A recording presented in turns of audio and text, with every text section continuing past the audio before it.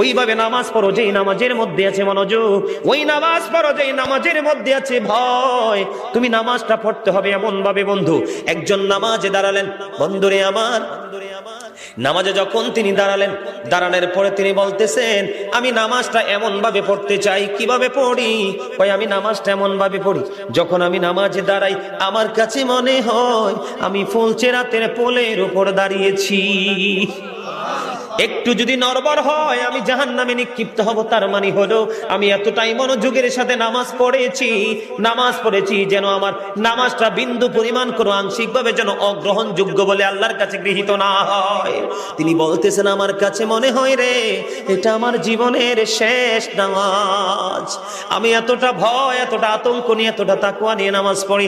আমার কাছে মনে হয় আমার পিছনে যেন আজরাইল দাঁড়িয়ে আছে, ডানে বামে সালাম ফিরাতে রে, আমার কাছে মনে হয় আমার প্রাণ পাখিটা কেড়ে নিয়ে যাবে।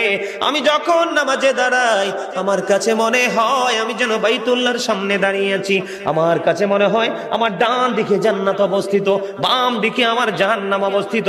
এমন তাকওয়া ভয় নিয়ে নামাজে দাঁড়াই, আর ওই নামাজের জন্যই রয়েছে বড় সফলতা। জোরে জোরে বলুন না সুবহানাল্লাহ, আর জোরে বলুন সুবহানাল্লাহ। বন্ধুরে আমার, নামাজ এতটা তাকওয়ার সাথে এতটা মূল্যায়ন করে নামাজটাকে পড়তে হবে। আমাদের একজন কিতাব গ্রন্থের প্রণেতার নাম শুনেছি ইমাম বুখারী। যিনি বুখারী শরীফ রচনা করেছেন, ইমাম বুখারীর নাম শুনছেন নিশ্চয় সবাই। মুসলমান ইমাম বুখারীর নাম শুনে নাই এমন কোন মুসলমান পৃথিবীতে নাই বন্ধু। ইমাম বুখারী এমন ভাবে তিনি নামাজ পড়তেন, উনি যখন নামাজে দাঁড়ালেন বিষাক্ত ভীমরুল তাকে কামড় দিল। কি দিল? বিষাক্ত ভীমরুল পোকা তাকে কামড় দিল বন্ধু। কামড় দেওয়ার দিয়ে কামড় কিন্তু দিতেছে, দিতে 10টা কামড় দিয়েছে, কিন্তু নামাজ শেষ হয় না।